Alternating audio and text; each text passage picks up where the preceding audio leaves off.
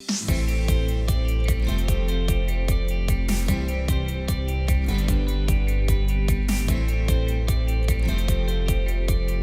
Kim, how much drinking is too much? Is it different person to person?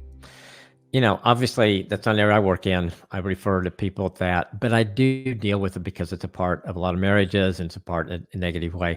I would say what I ask people usually, is it causing a problem for you? Is it causing a problem for your wife? Is it causing a problem for your marriage?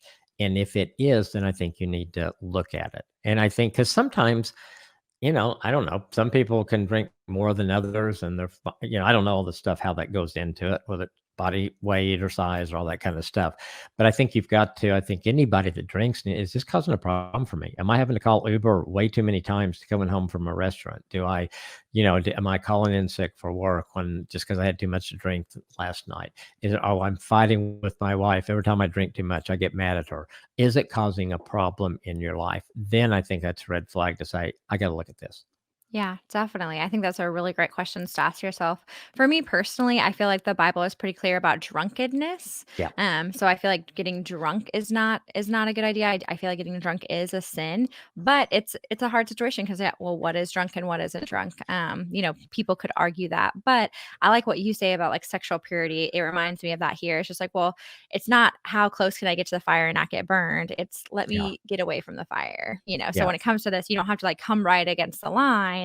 Instead, because this is sin, let's take a couple steps back from it and not try to get right up next to how Right. far you can go.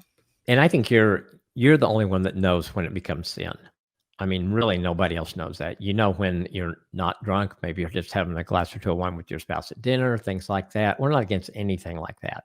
What we see cause problems is when that gets extreme, or you start drinking too much, or it gets in the way of your life. Yeah, I agree. And I agree that only you can know that, and that the best thing to do about that is to pray about it because God will tell you. He'll convict you. Absolutely. You say, God, is this okay or is this not okay? What will you feel up in your heart? What will God be telling you and convicting you of? He'll tell you if you ask. Yeah, and if you're afraid to pray that prayer, then you probably got a problem. That's a red flag right there. Yeah. Yeah, absolutely.